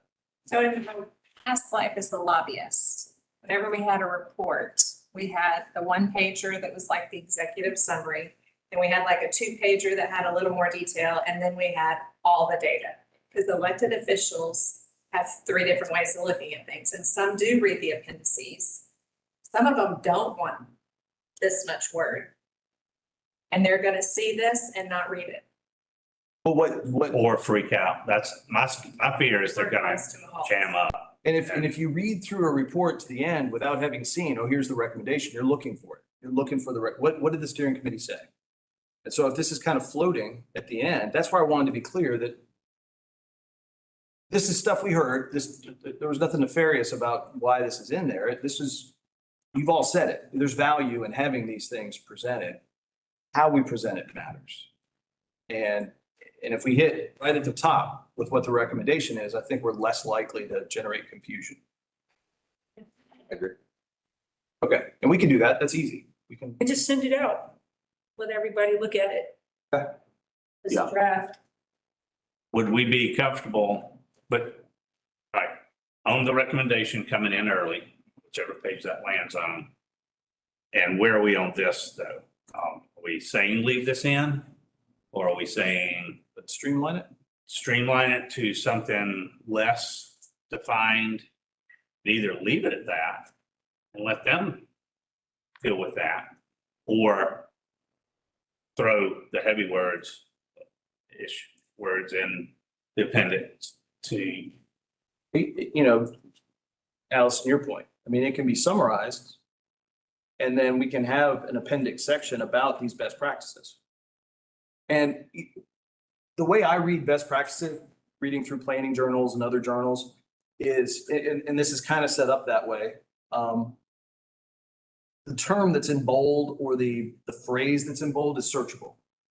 You take that, enter that, Google that, and you're going to see 40 communities that have that. Design center. I want to Google design center. You know, boom, there you go. This is kind of set up that way where here's the term, here's the concept, here's the idea. If you want to dig into it, cool. You know, and that's great. Like it's meant to plant an idea and not become an exhaustive resource on the topic. And you don't want it to grind other people to a halt, where they're like, oh my gosh. Come out. yeah, I have to make a decision. That's, even though they don't right then to pass the map, they don't have to make the decision, but I've been watching a lot of mayor and commission meetings, and again, no insult to them. I have to put that in there every time I say it, because we're the eyes looking at us. But they have a lot. Like, I think their last meeting had 50 items. Good Lord. You know, it's simpler, and it's not that they're not simple-minded people. They're smart, busy people, and they have jobs as well. Like, this is not a full-time job for them. So that's my other thing is if it feels like they've got to do it, and all it takes, and this goes for any body, I mean, it goes for us, it goes for planning commission, mayor and commission, any group. All of a sudden, David's stuck on something and everybody chases that. Or you get somebody in the group that has paid more attention and they all sort of chasing that. So to me, less is better of all of that. Let them see this is just light work for later. This is later in life, pass the map or change the map, whatever you want to do with the map. And then these things come later. But they felt like they don't come late. Like, these are things I'm going to start discussing. And really, there shouldn't really be a lot of discussion about each one of those at their meeting. There should be some, I suppose, but the decisions aren't made, correct? I mean, they're not making these kind of decisions for the future land use map. That's going to come later, just like zoning. Fill that out in the executive summary. Side of that is that it lets them start thinking about the map in a way that's beyond just that crystallization of it. Yeah. Or they may not want to hear, they may not be that interested in the map if they don't have a so what. What do I do? Tag along with. Maybe we should be even more direct so all the work doesn't just get kicked aside. And Yeah. literally say like, hey, we spent the committee spent this amount of time on the effort, and like all that conversation around all these different nodes and areas was good work. Yes. Like, I think it's like a good reflection from a great cross section of people of what Athens wants to see. Maybe we should say like the next step should be you take steps to implement zoning to reflect this level of density, these heights in these areas, and then you create local neighborhood coalitions to be a sounding board for those in each district. Like, maybe we should just outright say in our executive summary what we want them to do so they actually do it. Like, do they even know what, like, I would be confused what they'll even do with the information. Like, they're just gonna approve the future land use map. That's the ultimate goal. I think that's first goal. Yeah. You know, but the question that we get is now what? Yeah. What does this mean? And I won't get into the other things that start to bleed into confusion, but one of the other points of confusion is, so we've done the comprehensive plan then. Like, no, this is one chapter of the comprehensive plan. So there's all that kind of stuff that we have to kind of explain. But that's where I was saying appropriate best practices. Like, there's maybe a blanket term. If it's in the recommendation and y'all are comfortable, and we send it out for you to see it, and we kind of do an online kind of response to that, like thumbs up or no, or whatever. Cool, like, we could do that, but if, what I'm hearing you say is maybe the section that's at the beginning that has the steering committee's recommendation does include a broad statement that talks about anticipated next steps should look towards implementing appropriate best practices for taking the future land use discussion into implementation. You know, and I'm throwing a bunch of words out there, but along those lines, not telling them what it should be necessarily. And then you could say, it could be period, and then next sentence, some of those are zoning. And I think you should do Rezoning. those two plus the change of zoning. Like those two are really good. Keep it local and have, and simplify the permitting process. Those two things, if you have the correct zoning that everybody's agreed is right for an area and the permitting process gets easier, that's how, to your point, it gets faster, So it's like, I think you're gonna have to spell out for them more direction on next steps than you might realize. And then it makes it easier for them. I mean, that's all we hear from them is, oh, we're so busy, it's so hard, blah, blah, blah. If we can make it easier by saying, this is what we did and this was not easy. So now we're gonna make it easy for you. This is how it's gonna be easy. All you have to do is search these terms and you will see. And, they might like it or they might not. I don't know. Doesn't Not like everybody urban three. understand it's an iterative process? I mean, don't they understand it's an iterative process? And there will be next steps, because like even the comp plan and getting to the comp plan that goes to the state, it's iterative, right? No, we had that discussion. Whenever we talk about a current planning effort, we always talk about how this fits into a larger context of community planning. Can I say one thing, going back to tell them what they should do next? We did start this section talking about how we didn't talk about this at all. And so that's kind of why we tossed a bunch of ideas out there. So I'm not saying we shouldn't do that. But this whole body hasn't really gone through that. That's kind of where we got to ideas as to what needs to be looked at and thought about. I mean, I'm not saying we're uncomfortable doing that, but I just want to point out that, the whole body hasn't really had that full discussion. So. It's not an exhaustive list of things that could be done. Well, now we can. Yes.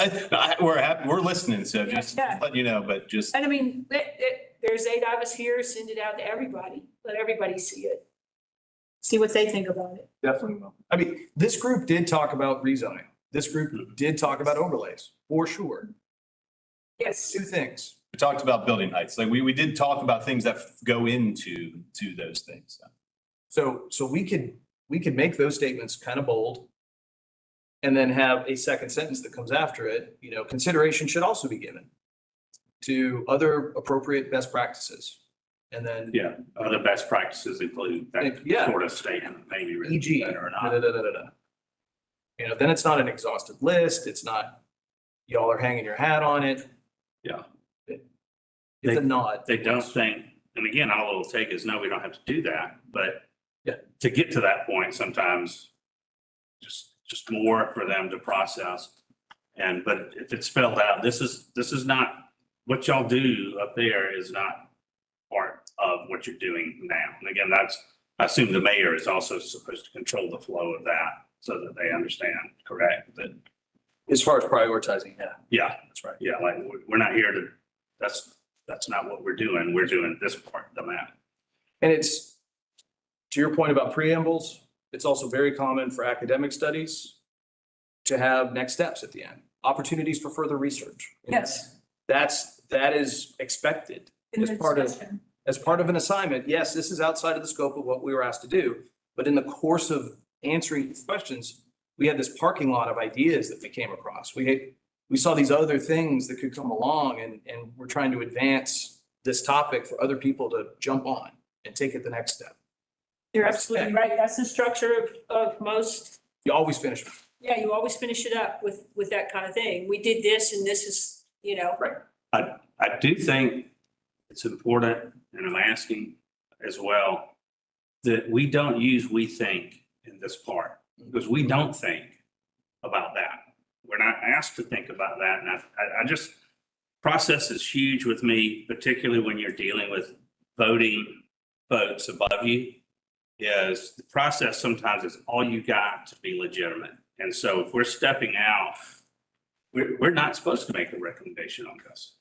And so I don't want to appear that, but again, these are things communities do, or it'll word itself better, but these are thoughts y'all can do. We don't care. I won't put that part in the letter, but I might, though. It depends on what time of day and how much caffeine I got, but so that's I do worry about that is that we don't really use we in that. It's just y'all, yeah, these are things that can be done. I mean, don't even ask them to do it. These are things that can be done with this as the next move. And then hopefully they'll see that and go, hey, that's cool. All right, back to the map that I need to approve, I think is just don't want to send them down a thought process. And they're elected, so they are getting more people in their ears than we can imagine we've ever had in our ears. And I've had people in my ears about this. And so we all kind of have. But people are reading and misunderstanding and telling them this, the God's truth, this is what they're trying to do. And then an elected official, by nature, will put the brakes on it and start believing because they're trying to balance their constituents, which is what they're supposed to do. At the same time of trying to figure out what the heck's going on with this map. It's a confusing map. I mean, it's a lot. And so it's really not, it's not for us, but when that thing comes to them, it's going to be, I do want to add too, correct me how this goes. They will be presented this by you and I'll be there too, or how does that work? But they're not just going to be sent this. You at least will be. Well, this won't be given, no, they're not going to get some cold start. Yeah, you'll be there, you and I can't We will remember have a if work there's any I session in that format chair, but at a it'll be, minimum. yeah.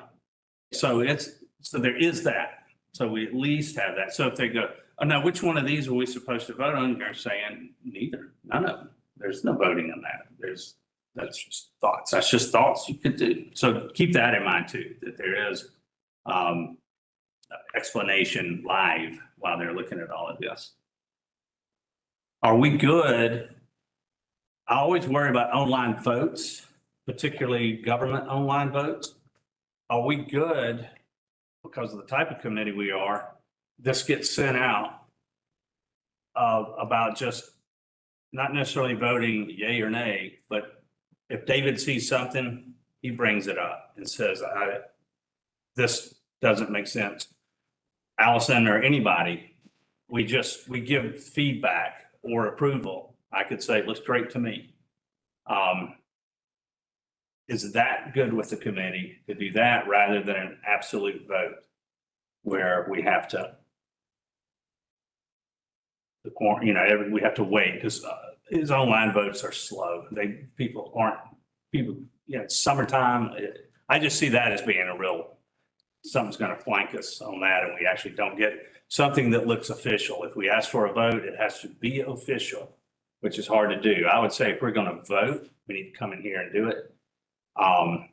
If we're just looking for overall feedback and approval, we can do that online. And I'm looking at you as head of the department. Is that also stepping into some quicksand? I think if we had new content, and that's where I wanted to talk about that last section, I feel like we've navigated this through the discussion, which I really appreciate, that is not necessarily coming out of y'all's recommendation. Nothing new is coming out of, we're not introducing a new concept today. So this report is taking all the things you've said, the things that you straw polled and the things that you voted on about wording and the map, those things you took a vote on, those things are your recommendation. And what we will do is craft the wording of that recommendation. I'm comfortable saying, if everybody else is, that it went out to the committee in an email for them to give their thumbs up, that the format of those votes and the format of that information was acceptable. If we were introducing a new concept, I would agree we should have another meeting and we should flesh it out and have a discussion and have a vote and do all those things. But I think we're at a point where y'all aren't necessarily endorsing new ideas today. Yeah. Is that fair? Yeah, just, yeah. Would the slide before that one be listed in the presentation as staff recommendations for potential next steps then? We could word it. Because that is new concepts for sure. Yeah, we'll draw the distinction that these are best practices that were identified by the planning department. Okay, yeah, that's fine. And that keeps it as clean. And not recommending either. No, just, Yeah, here they are. I don't like the word recommending even from staff at that point. Not a It recommendation. may load, it may overload again, Don't even have to say staff. We could just say in the planning field. Yeah, Even and that- then- this is what other cities are doing. If you Yeah. want to consider it, yeah. and then if they do consider it, it goes through the process. Then we'll dig in. But that'll be, mayor commission, y'all, maybe planning commission, I don't know, of taking that and, Yeah, and that takes that out of this committee. yeah, takes it up from us, takes it. Staff's not making a recommendation of that either. Oh, they're not making, so I don't have to really, I can concentrate more on corridors and town centers and stuff like that, which is kind of what I want them to be paying hard attention to. Well, I think it's just more of what I'm thinking of as far as going to the committee at large, is that it's more of an explanation. We've had the chance to talk about it because we've seen it and Yeah. that we've said, well, wait a minute, that wasn't coming from us, it was coming from wherever you wanted to come from. That's all I was thinking about. It doesn't have to be a hard vote as far as I'm concerned. Yeah. An explanation. So they'll send it back to all of us, and those that weren't here. You got any issues? I would appreciate if you send it again, blast to all and say, this is this or that.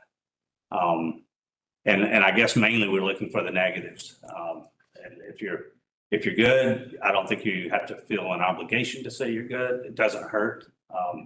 But you see my point. The main thing is we've gotten through that. Yeah. So that they can do that properly. And we'll set a timeline. Yeah. Please respond by. And, that way, when that date comes, No, you don't. window's closed, the voting window is closed, right? Yeah. And that's okay. And it won't come on Friday and due on Monday. This is summertime. All right.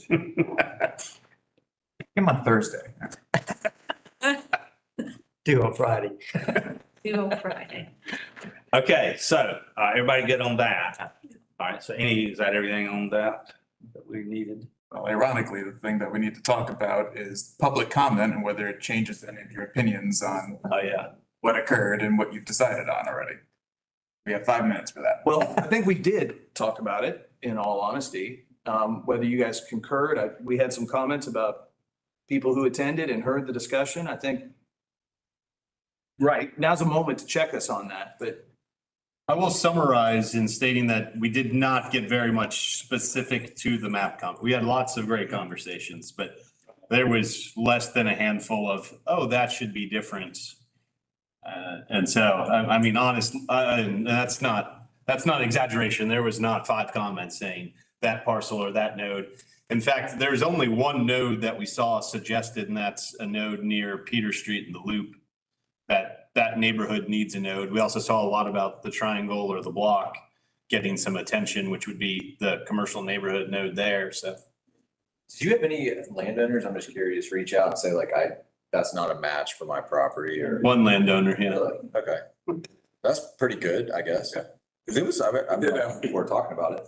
See the one that expanded sewer down Whitehall? Yeah. We did have one other landowner mention wanting to expand sewer all the way down Whitehall to the Pinos, but. We had multiple people talking about sewer expansion. Yeah, a lot of sewer. Yeah, we have a couple. But one person came out and said, mine should be rural, not rural resident. It was between rural and rural residential. Yeah, sure. That was it. Understood. Well, We did have somebody point out there, I guess, throw into the ether the idea of a pedestrian corridor. Specifically looking at the Greenway Trail as a corridor, just like the major and minor, but the difference is that it'd be pedestrian focused, so not auto focused like the other ones are. Their suggestion was the Greenway Trail and Firefly. That was probably the only other substantial. Might be on the screen right now, like we suggested. Yeah, cool. Somebody read what we did. Yeah. Is that the one that wanted the bridge across Lexington? In part, yes. $1 billion. All of it needs to. That's my next meeting that starts in an hour. So I'm just gonna sit here from this meeting to T-Splosh 26 and discuss that. So I'm carrying all these wisdoms that. Where's the map? And I can't find it. I had a pretty cool map with look like little splotches of what people, there we go. That's what I was trying to find, couldn't. Nice and I legible. was about to say. Dr. Legible when it's 30 by 40. I thought that was clever, that how you gather. So not all of those comments are, those comments are all where the sticky notes were put. Not every single one of those comments directly references. So like the one way up at the top, that's the one that should be rural residential. And the individual pointed out 60-25 or 60-23 Jefferson should be rural residential. Most of these, because we told folks to put their sticky notes for the comments where they think that needs to be. So some of these, like somebody had said that the node at Timothy and Epps should be completely eliminated. Yes, that guy was quite contentious. Yes. I mean, the blows. It was a good night. Yeah. Oh. Full contact planning. Contact plan. Which meeting was that one? That was at the church at Church. Applewood. Okay, I didn't go to that one. Yeah. Oh, it gets wild. Carl, yeah. Someone sent me to a link, someone sent me a link to a Reddit forum. It gets wild. Oh, about this? It was mentioned in it. Huh. Can you just get on it? I would like to read some. Process work. Yeah, let's just, yeah. Well, I'm not telling you that's not good sport, but let's. get this You may wish you hadn't after you did. I mean, you, From that meeting, I thought he was gonna start swinging some arms. Since those aren't too legible, I tried to take some of the comments and just put them in. So possibility of increasing density around UGA Medical Campus in preparation for influx of students and jobs and faculty. Our first meeting was at Authentic Brewery, so we had quite a few comments, I think, about bike ped. There's a lot of folks who actually biked to that meeting. We had multiple meetings where people biked to them, which I thought was wonderful. We heard a lot about bike facilities on Prince, Timothy, Alps, and Westlake. There was a plus, so that comment was made and 5 more people agreed with it. 1 person disagreed with it there. If you see that little tag at the end, and I thought I pulled that down here further. And then the intersection of Timothy, Mitchell Bridge, and Atlanta Highway was a focus on this map. And then there was a few comments about green space and tree protection and the potential for a park on the west side. That's mostly what we heard. Again, kind of bounced through some of the central ones. Some comments on clean jobs near nodes, on more options at the triangle or the block, which we also got the comment that area along Peter and towards the loop needs a node, grocery store in the northern part of town. And then there was a few interesting comments about downtown, about stepping away from it as you get towards the edge, things that this body spoke a lot about. But also 1 or 2 of the comments was that we need to focus on other nodes. So I think that person was reiterating a lot of what we were looking at in this effort. In the central, there was talk about infill along Oconee Street.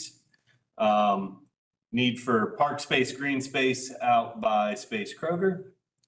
The UGA note there, there was a few things about UGA, a lot of the stuff we hear a lot of the time, would love to see more housing on campus, less surface parking. Someone's even trying to stop some of the cars from coming in the first place. I don't know if that's a possibility at all. Something we can do on the map. Yeah. Didn't fit on the map all that well. That much power. We heard general stuff throughout. We heard stuff about traffic throughout. We heard things about crime in the school district and things like that. I think that's pretty common when we're out talking to the public. We did hear specifically about wanting missing middle housing in East Athens, ADUs throughout the community. other dwelling types, particularly in our in-town locations. And then we heard some things, I think it was fairly clear about the whole fix what we have. So I think we talked a lot about infrastructure, so I think people focused on that a lot. And to really, people bought into that concept that we get our house well in order before we, put that new addition on the side of the house. And then going out to the east side of town, that's where we saw the Peter and Loop Streets, the downtown edges. In terms of corridors and infrastructure, making sure that our corridors align with that neighborhood residential component as opposed to having single family abutting a corridor.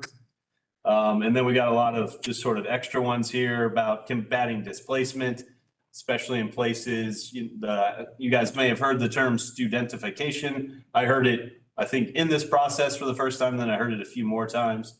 The whole idea that gentrification is happening through mostly student investor population. So trying to keep those residential neighborhoods intact. We did hear about opportunities. So there was a comment about not pushing people out of neighborhoods. We've got a whole UGA athletic type campus burgeoning out there by the softball field and the new track and soccer complex and the botanical gardens. So some potential for opportunity out there. East side, which has the nicest sidewalks in town, I believe, needs to be even more connected. So that's good to hear. Sewer and Whitehall.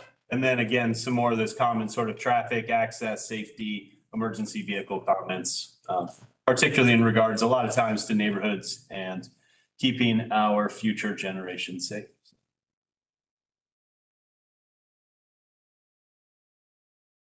Well, there was the one comment on the east side, the woman, she had something to do with maybe the school that I thought, well, we should just ban all the Chick-fil-A's because even the kids on the east side go to the Chick-fil-A. It's like the kids just go over to Alps to the Chick-fil-A. So she was concerned about the safety of the kids going to the Chick-fil-A on the east side. And I'm like, well, I don't know how we're gonna deal with that one. Chick-fil-A's Chick-fil-A. But the street does. At least they go in mobs.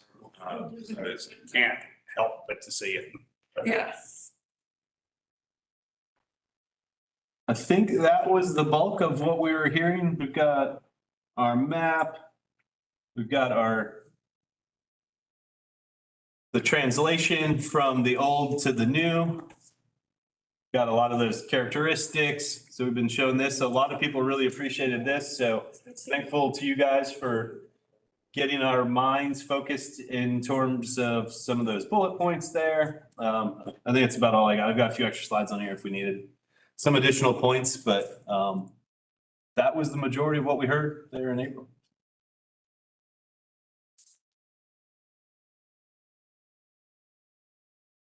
Unless anyone wants to add a new note or take one away. You might want to hit Prince one more time. But I will say, so I know we've been saying this, and in our minds it makes sense, but to the public it might not always, and maybe even to this body. We do feel like part of this process is creating new tools. So people do have the ability to come in. Our community is going to change. It's not going to look just like this map, in 20 years. And that's purposeful. We also are building in surplus into this model so that the market can come in and make some of those decisions, so that the person who doesn't want to sell over here, that person goes and gets this person over here to sell, and they bring that product in. So those are all very important points that I think, I know you guys are doing a lot and deciding on a lot of things, and I'm sure you guys do not want to screw up Athens-Clarke County, but there's a lot of things in there that are going to change over time. There's a lot of things that are being put in place to allow some of those changes. And I think you guys are setting that groundwork and putting some of the fundamentals in place, which is the important part. We as a staff need to hear, and hopefully the mayor and commission hear and are able to realize those opportunities as well. So I know they're particularly dealing with the government. There's protocols and appropriateness of things. And so I'm asking staff, but I'm sort of saying to us, if this gets to the mayor and commission and we begin to hear something, and I want to contact my representative, my district commissioner, and explain it. Like maybe I watched a meeting, I don't know, just like he's got that wrong, I need to let him know. Are we allowed like, is it appropriate for us to contact commissioner to explain? What's the deal there? There's pressure that comes with that, right? So anytime one person tries to speak on behalf of a process like this that has had so many people over so many months, there's pressure to get it right. So the hope is that this document does the bulk of that, so that you don't have to do that. You can point to the thing, and if that creates a question, hey, I was reading this, what does that mean? Well, you're in much better standing to respond to that.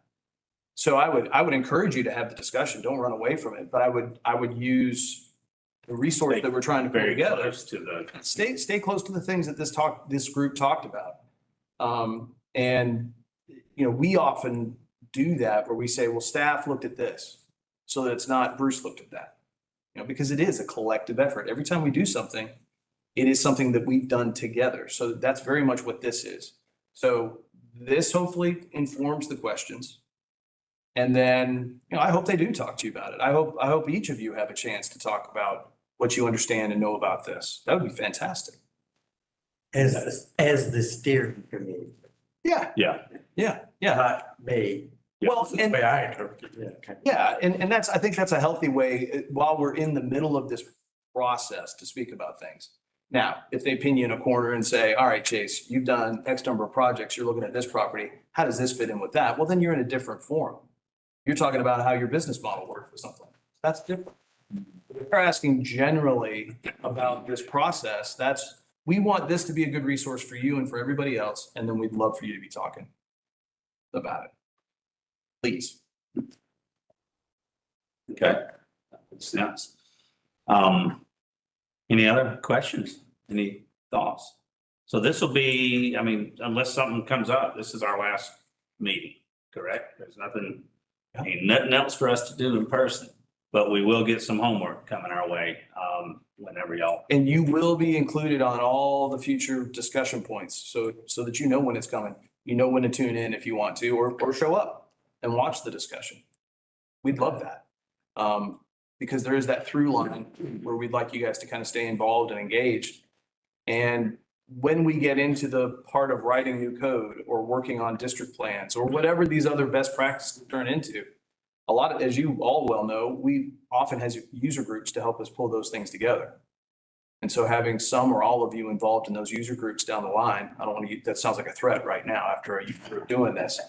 But to the extent that you're interested, we'd love to have you because you kind of get it. You're like, not kind of, you do get it. You know exactly why the words are on the page the way they are. So that's really good momentum to kind of keep going, is to bring you all through. Yeah, I'll be interested to hear what discussion happens. Sure. Yeah. No, I'm looking forward to it. And again, we don't take this personally when they start doing this and that. They're coming at a whole different angle. We don't have constituents here. They do.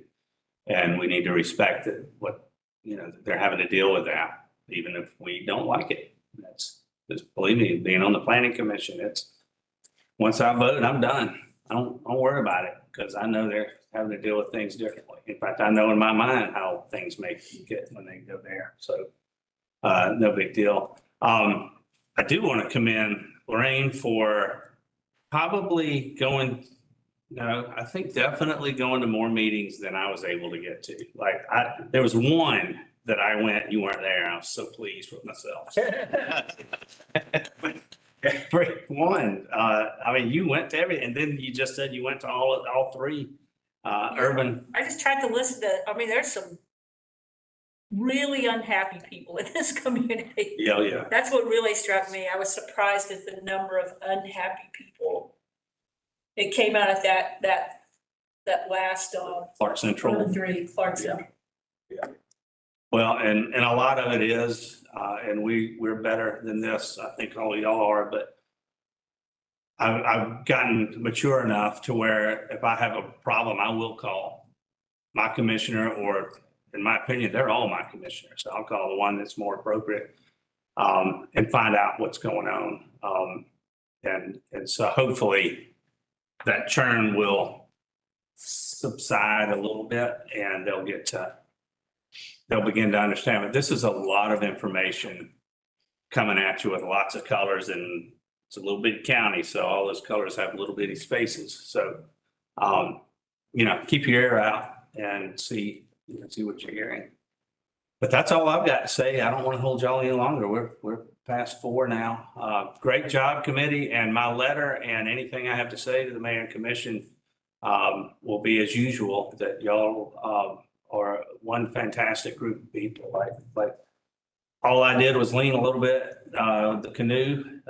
Y'all did really the heavy stuff. So thank y'all for doing this, because that's part of the process that will be explained to the mayor and commission, how we discuss this. And it never got heated, but we hit some points pretty hard. And I did explain, some said I'm in real estate, you're a builder, you do some things, Mac, and I'm like, do you want a committee of people that don't know what the heck they're doing?